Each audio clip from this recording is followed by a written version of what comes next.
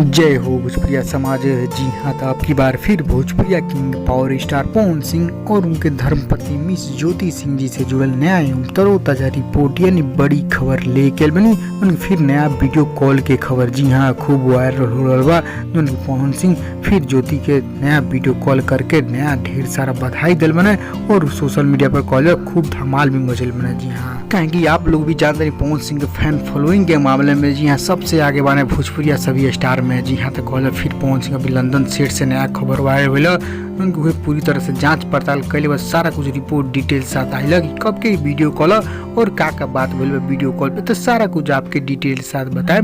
बस आप पूरा वीडियो अंत तक देखी।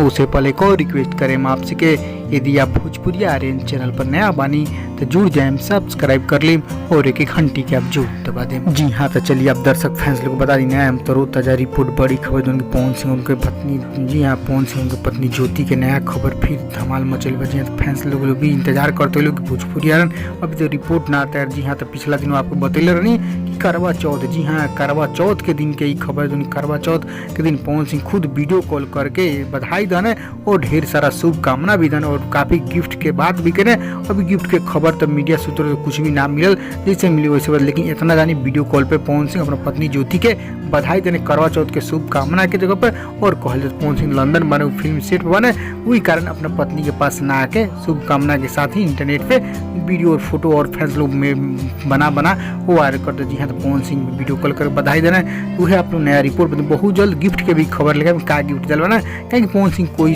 फंक्शन कोई पार्टी हो गए गिफ्ट जरूर देना अपना पत्नी के ढेर सारा लाखों गिफ्ट। अब यू में बहुत जल्द रिपोर्ट तैयार कर का गिफ्ट खबर कैसा खबर लाइक शेयर कर दो सभी लोग जान लो इंस्टाग्राम फॉलो।